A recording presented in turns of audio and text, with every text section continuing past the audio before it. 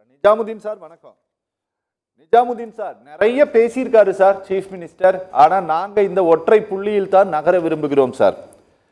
நீங்க அதுக்கு அவர் சொல்லி இருக்கக்கூடிய காரணங்கள் எல்லாம் சார், ஒரு மாநிலத்தில் ஒரு கூட்டணிக்கு யார் தலைமை வகிக்கிறார்களோ அவர்கள்தான் அந்த கூட்டணியை அறிவிப்பார்கள். ஆனால் தமிழ்நாட்டில் அமித்ஷா அறிவிக்கிறார். இதிலிருந்தே இதை நாம் புரிந்து கொள்ளலாம். ஒட்டுமொத்தமாக பாஜகவினுடைய கட்டுப்பாட்டிற்குள் அதிமுக சென்றிருக்கிறது அப்படின்ட்டு அவர் சொல்லியிருந்தாலும் கூட சொல்லியிருக்காரு. அதோட நிக்கல, தமிழ்நாட்டையும் பாஜகவின் கண்ட்ரோலுக்கு கொண்டு செல்ல அதிமுகவினுடைய பொதுச் செயலாளர் எடப்பாடி பழனிசாமி துடிக்கிறார். அதனால் தான் அமித்ஷா இங்கு வருகிறார்னு சொல்லிட்டு பல காரணங்களை பட்டியலிடுகிறார். சார், இது எல்லாமே ரொம்ப ஆத்தன்டிகேட்டடா இவர்கள் தரவுகளோடு இந்த சார்ஜை சொல்லியிருக்காரா, இல்ல பொதுக்குழு கூட்டத்தில் இப்படியெல்லாம் பேச வேண்டியது ஒரு அவசியமான ஒன்றுங்கிறதுனால பேசியிருக்காங்களா? சார், தரவா அல்லது பொதுக்குழு பேச வேண்டும் என்பதுதான் நடந்தவைகளை மீண்டும் நடக்க போகிறது என்று அறிவித்திருக்கார். கடந்த ஆட்சியில அதிமுக ஆட்சியில என்ன நடந்தது என்பதை நாம் எல்லாம் பார்த்தோம். உள்ளக்கை நெல்லிக்கனி போல பாஜக தான் ஆண்டது, அவர்கள் தான் எல்லாத்தையும் தீர்மானித்தார்கள் என்பதை நாம் தெரிந்து கொண்டோம். முத்தலாக்கு விஷயமாக அன்றைய முதல்வர் மரியாதைக்குரிய எடப்பாடி அவர்களை சந்திப்பதற்காக எங்களது கூட்டணி அமைப்பு சிறுபான்மை தலைவர்கள் எல்லாம் சந்திப்பதற்கும்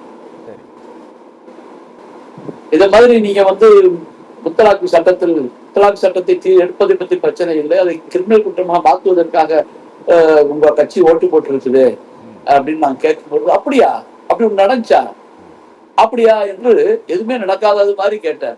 அப்ப என்ன தெரியுது, உங்க கட்சி எம்பி உங்களுக்கு கேட்காமலேயே பாஜகவை கேட்டு உத்தரவு பெற்று ஒரு வாக்களித்திருக்கிறார், நம்ம கையிலே கட்சி இல்லை என்பது தெரிஞ்சிருக்கு. அப்ப சாதாரணமாக அரசியல் செய்யக்கூடிய எனக்கே தெரியுது என்றால் மாநில முதல்வருக்கு இதெல்லாம் தெரியாமல் இருக்குமா? அவர் நினைத்தால் கூட்டணி, இல்லை என்றால் இல்லை என்ற நிலை இருக்கிறது. தெளிவாக சொல்லி இருக்கிறார். அதிமுக கூட்டணியில பாஜக தலைமை தாங்கின்ற காரணத்தினால இது ஒரு மதவாத கூட்டணி, மக்களிடையே பிளவுகளை ஏற்படுத்தக்கூடிய கூட்டணி, தமிழை மறக்க வைக்கக்கூடிய நிகழ்வுகளை ஏற்படுத்த கூட்டணி, தமிழ் உணர்வாளர்களை அவமானப்படுத்துவதற்காக ஏற்படுத்தப்பட்ட கூட்டணி, மாநில உரிமைகளை பிடுங்கி ஏறுவதற்கான கூட்டணி, உச்ச நீதிமன்றத்தை அவமானப்படுத்துவதற்கான கொச்சைப்படுத்துவதற்கான கூட்டணி, சட்டத்தை மேன்மையாக கருதக்கூடிய அந்த அரசியலமைப்பு சட்டத்தை தூக்கி எறியக்கூடிய கூட்டணி என்பதை எல்லோரும் புரிந்து வைத்திருக்கிறார்கள். தமிழ்நாட்டுடைய ஒட்டுமொத்த மக்களின் முகமாக மிகவும் அழகாக மாநில சுயாட்சி வேண்டும், கல்வி மாநில பட்டியலில் வேண்டும், மதவாதம் செல்லக்கூடாது என்பதெல்லாம் வெளிப்படுத்தும் விதமாக திராவிட முன்னேற்ற கழக அரசு முன்னெப்பதும் இல்லாததை விட சிறப்பான ஒரு தீர்மானத்தை மதுரையில தீர்த்திருக்கிறார் என்பதுதான் உண்மை. சற்று முன்பு நம்ம நண்பர் நாகராஜ் பாஜக பேசிவிட்டு சென்றார்.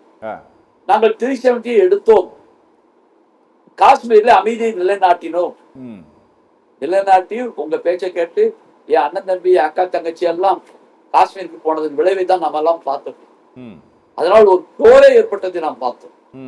26 பேரை பலி கொடுத்து இன்றும் அழுது கொண்டிருக்கக்கூடிய நமது குடும்பங்களை பார்த்தோம். காஷ்மீர் நம்பி போகல. ஒன்றிய அரசாங்கம் சொல்கிறது அருமையான ஊர், பூமியில் உள்ள சொர்க்கம் என்ற நிலையில் அதை பார்க்க வேண்டும் என்ற ஆசை எல்லோருக்கும் உண்டு. எல்லோருக்கும் உண்டு. இந்தியாவிலே காஷ்மீருக்கு போக வேண்டும் ஆசை இல்லாத மனிதனே கிடையாது. போக முடியுமா முடியாது என்ற நிலையில ஒன்றிய அரசாங்கத்தின் மோடி சொல்லிவிட்டார், எனது உள்துறை அமைச்சர் அமித்ஷா சொல்லிவிட்டார், ராஜ்நாத் சிங் சொல்லிவிட்டார், எல்லோரும் சேர்ந்து போறோம். அங்க போனா 3 லட்சம் ராணுவ வீரர்கள் எங்கே இருந்தார்கள், எங்கே சென்றார்கள், போலீஸ் எங்கே சென்றது, அவர்கள் எல்லாம் இந்த 26 பேரை சுட்டு கொண்ட பிறகு அவன் கையில தூக்குனானா வேட்டியை தூக்குனான் பேச்சு முடிச்ச பிறகு 6 மாசமாக 1.5 மணி நேரத்துக்கு அப்பால் வந்தார்கள், எங்களை எல்லாம் காவு கொடுத்தார்கள் என்ற நிலைதான்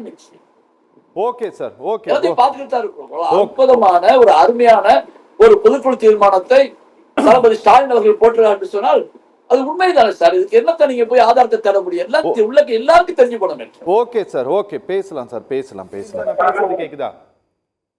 கேக்குது. நிஜாமுதீன் சார், இன்னைக்கு இருக்கக்கூடிய கணினி யுகத்தில் சார் இந்த ஓட்டு போடுறதும் கிட்டத்தட்ட சூசைட் பண்ணிக்கிறதும் ஒரே மாதிரி சார்.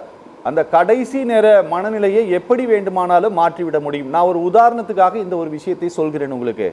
2016 மத்திய அரசாங்கம் பணமதிப்பிழப்பு நடவடிக்கையை கொண்டு வந்த பிறகு, ஜிஎஸ்டியை கொண்டு வந்த பிறகு, அவர்கள் ஜம்மு காஷ்மீர்ல வந்து குடியரசுத் தலைவர் ஆட்சி நடைமுறைப்படுத்திய பிறகு நீங்க நாடு முழுவதும் பெரிய பிரச்சனை வந்தது சார்.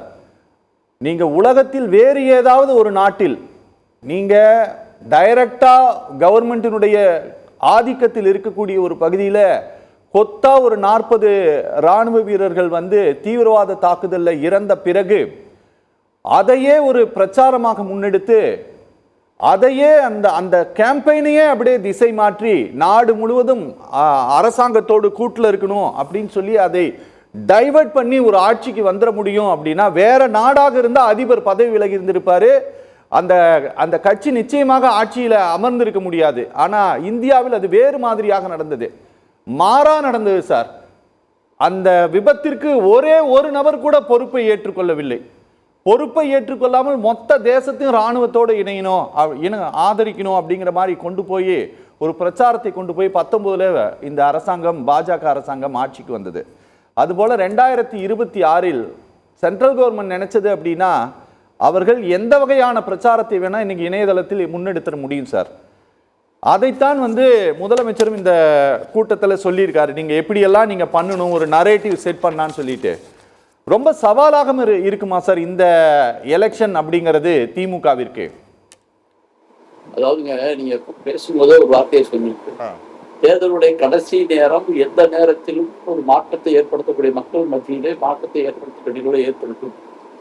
அந்த வார்த்தை இந்த காலத்தில் பொருந்துமா என்பதை நாம் யோசித்து பார்க்கணும். சரி, சமீபத்தில் மகாராஷ்டிராவில் தேர்தல் நடந்தது. சரி, சாதாரணமாக 5 மணிக்கு மேல் தேர்தல் முடிஞ்ச பிறகு 1 மணி நேரத்திற்கு அரைக்கதவை அடைத்து விட்டு டோக்கன் கொடுத்து போடுவார்கள். அதில் 1.5% ஓட்டு.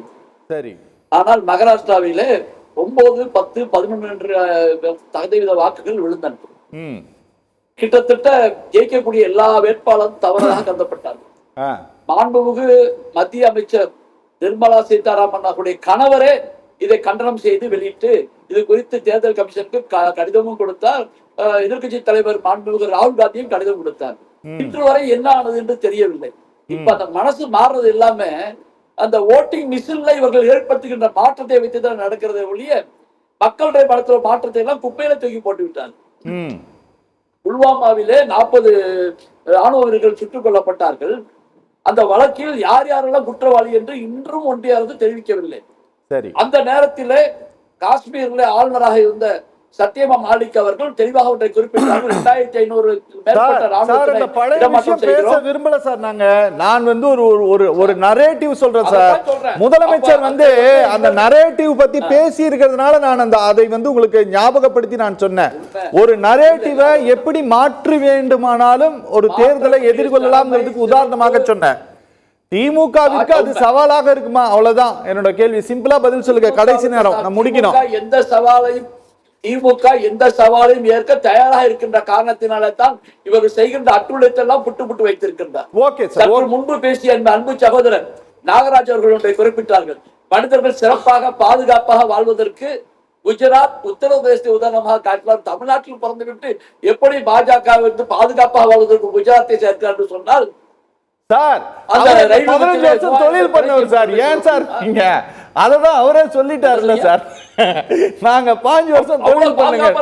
சரி, கொஞ்சம் சரி சார், சார் சார் இணைப்புல இருங்க, நான் முடிக்கிறேன். ஏதாவது நீங்க சொல்ல சரி, நல்லது.